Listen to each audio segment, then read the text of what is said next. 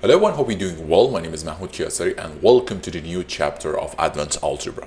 So in the previous chapter we were talking about matrices, and I told you that matrices are actually bigger than just row and columns. We can use them in order to transform the space.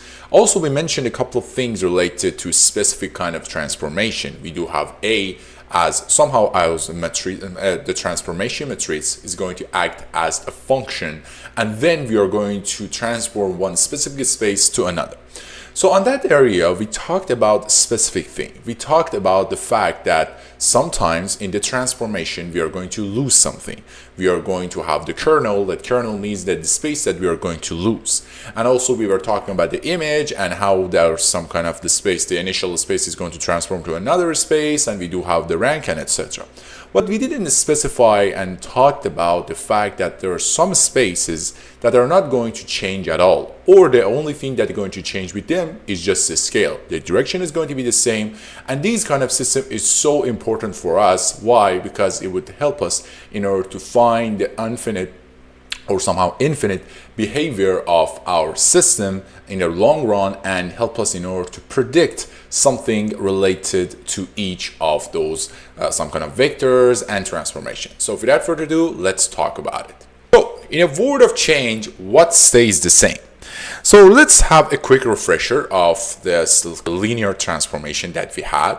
The very first one that we were talking about was the scaling. The scaling means that you do have a transformation using the matrix that has all of its variables is going to be the same what over the diagonal. On another side, we only have 0 and 0 as well. So at this point, we are only going to talk about the 2D condition. It means that the matrix or our transformation matrix is going to be 2 by 2. So at this point, I know that this guy is going to scale up my x space and y space by 2. There's nothing going to change rather than that. We don't have any change in some kind of rotation and etc. Then we do have another one that we call the shear. So what this shear is going to do, as you can see over here, shear is going to somehow skew your space a little bit on the right, while your x-axis or x space is going to be the same, just have a little bit of changing in the scale. Other parts are going to change. Then we had the rotation. At this point, we had the specific formula for that. If you guys remember, it was the cosine of theta, negative sine of theta, and sine of theta. So at this point, we do have our rotation. It means that our space is going to rotate based on the specific number that we have. And this guy was calling as the transformation matrix. So a matrix is a rule that transforms vectors. And at this point, we have to pay close attention to how transformation affect the vectors' directions. Then we do have anomaly, and this anomaly says that some directions don't change. And as I just told you, at some kind of transportations, that our specific axis or our specific space is not going to change, or is not going to have any change in its direction itself. The only thing that would change is about the scale. Imagine I do have the condition and my kind of space is like this. Then I'm doing something, it's probably a shear, and as you can see, x-axis hasn't sensed a rotation. The only thing it changed was about the scale. So most vectors are going to change their direction, but some special directions do not. This is the part that we are going to talk about. So let's have a closer look and invariant direction. We call these specific vectors that their directions won't change after the transformation as invariant vectors. It means that their direction is going to be the same. Imagine we do have a vector like this, and after the transformation, something changed, but still we do have the same direction. The only thing that changed at this point was about the scale. So these special vectors are only scaled by the transformation. They are not rotated off their original line. It means that they keep their characteristic. They keep their DNA. So let's give this anomaly a name. As you guys know, we had a vector. After that, we had our function. Our function at this point is a matrix. The matrix is responsible for this transformation. A times V equals to lambda times V, or some kind of lambda or gamma, sometimes say that, but let's have this one. As we just mentioned, when we do have A times V, the only thing that would change related to our invariant vector is about the scaling. So lambda is going to be just a number. It could be positive, it could be negative, it could be anything. Lambda times v. So as you can see, direction is going to be unchanged, and the only thing that change is about the length that is going to be scaled, and lambda is the responsible or is in charge of that specific scale. So let's give them a name. The vector that we do have, that some kind of the story is talking about, that specific vector, is something we call as eigenvector. Eigenvector is the special invariant direction. It means that our specific vector is not going to change its direction or its characteristic even while having a transformation. Then we do have the eigenvalue lambda is going to be the factor by which the eigenvector is scaled. And finally, we do have the matrix itself. It is very common name, the system or transformation being applied. So at this point, you see that the only thing we change related to my specific matrix is what? It's just a scale, not direction, just the scale itself. So let's see how we can find this eigenvector in a simple case. Imagine that I do have my A, and A is 2, 0, 0, 1. Based on our previous information, we know that this guy is not going to change the direction. The only thing that this guy is going to do, as I just told you, the first column is related to X, and the second column is related to Y. Based on this number, everything on X side or on X axis are going to be doubled, and everything on y-axis are going to be unchanged. So as you can see, on x-axis side, we do have the eigenvector, and the lambda related to that is 2. On the y-axis, or our y some kind of direction, we also do have the lambda or eigenvector, and it's going to be 1. So the x direction is an eigenvector. It's scaled, but it's eigenvalue, and the lambda is 2. The y direction is also eigenvector. It's unchanged. The direction is unchanged. And also the lambda is 1, so everything is unchanged. So some eigenvectors can be identified by inspection. What does that mean? For diagonal matrices, we do have a specific kind of matrices. Again, we are talking about diagonal means that any number rather than the number on diagonal is going to be 0.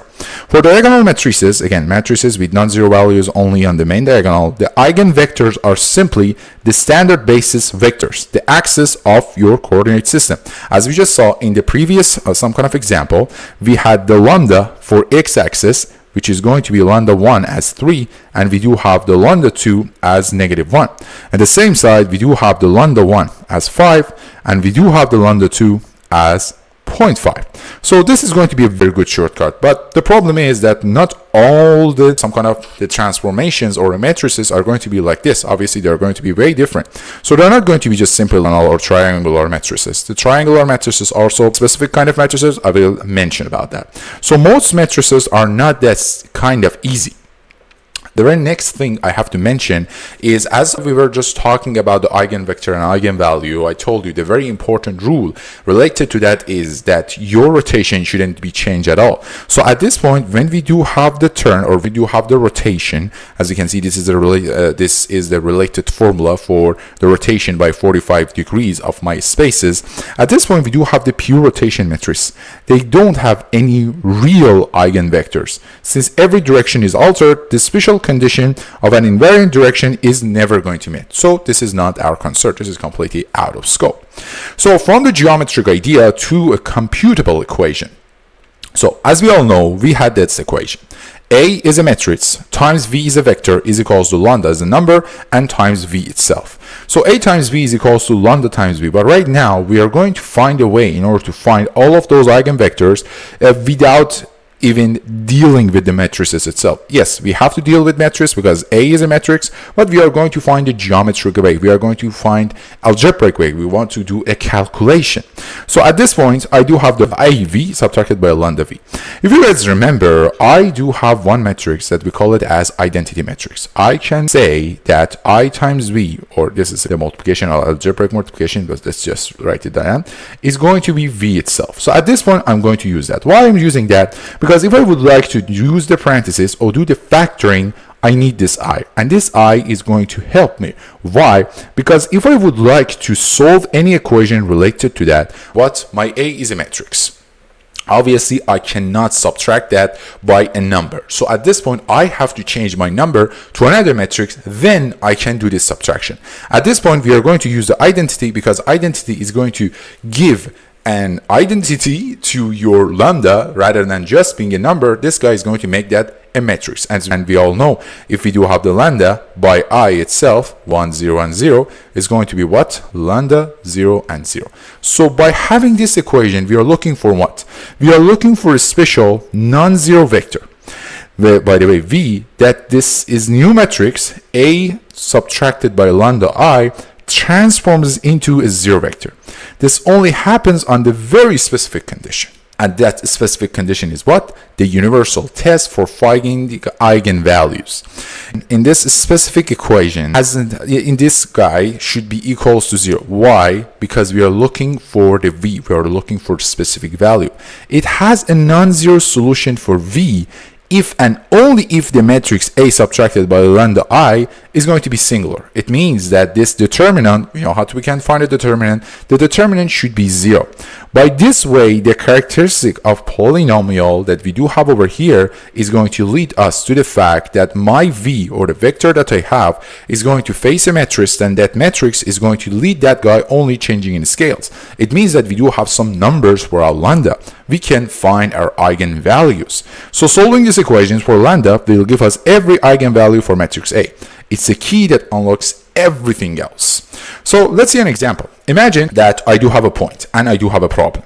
And at this problem, I would like to find the eigenvalues what related to the matrix. And this guy is going to do a transformation for me, but I would like to see that what are the parts that are going to be unchanged, and then I'm going to find the scale of that guy.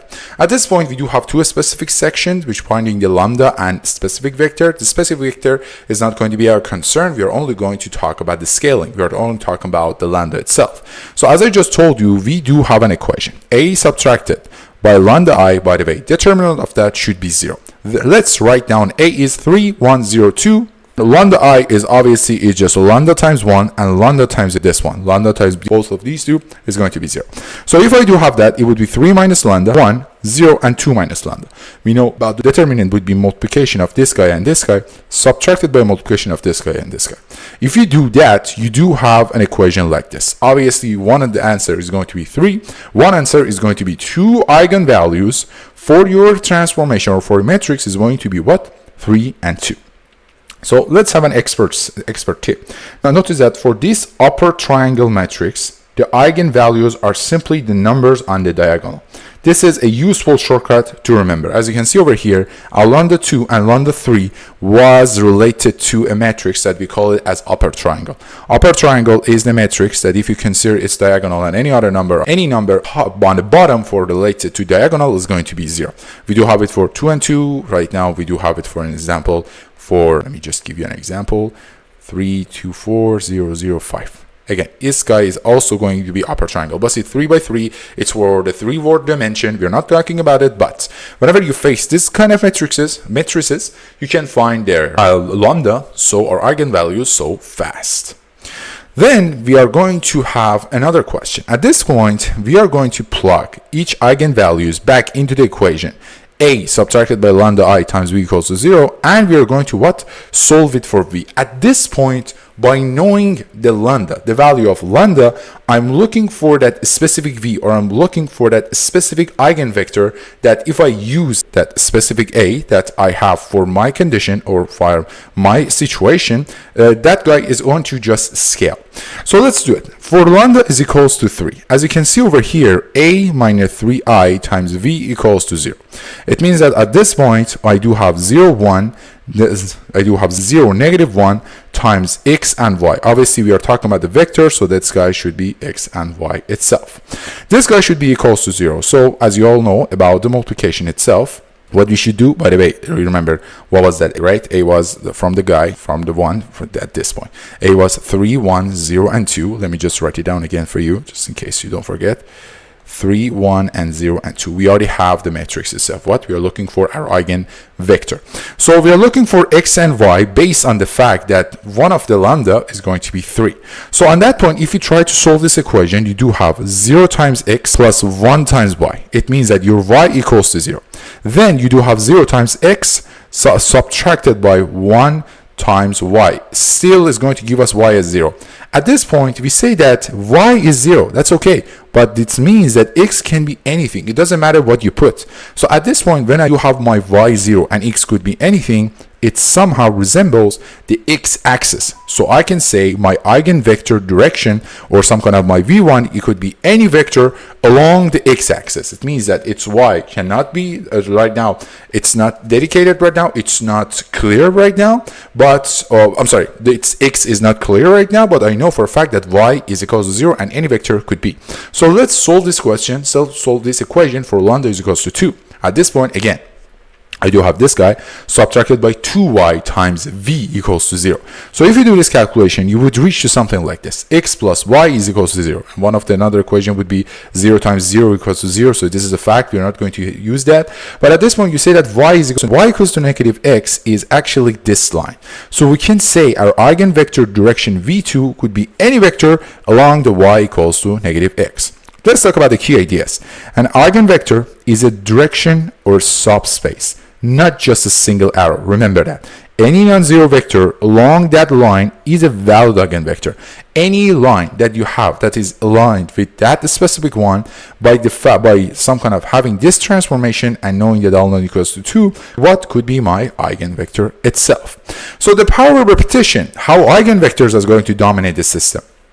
As you can see over here, I do have my vector, which is v. Then I'm going to do the first transformation. It's going to move that guy like this. Then the second transformation, the fourth transformation, and the final transformation. So, by the way, this is the first transformation, second, third, and fourth, or final. So as you can see over here, when a transformation is applied repeatedly, the component of the vector in the direction of the largest eigenvector grows. As we know, related to that, v at 2 and negative 1, the largest eigenvector, or some kind of the eigenvalue part, was 3 at this point. So we do have it what? Over the x-axis. So at this point, this transformation is trying to somehow skew or somehow shift our specific vector to its eigenvalue or eigenvector itself. That's why eigenvector is important, because it gives us the power of prediction. So over time, this direction comes to dominate the system's behavior itself. Over time, after some kind of the infinite number of transformation, or after just a couple. So this is another power of eigenvalues that's going to give us this opportunity to predict the system's fate. Imagine that your lambda, by the way, absolute of lambda, and lambda could be negative, could be positive. An absolute of lambda is bigger than 1. So at this point, we say that the system is unstable and it's going to have explosive growth. On another hand, when we do have the lambda is smaller than 1, we say that the system is going to stay stable and decay. And when the lambda is smaller than 0, it's going to say what? It's going to only have the oscillating behavior, and we cannot understand anything about the final thing, or at least about this prediction.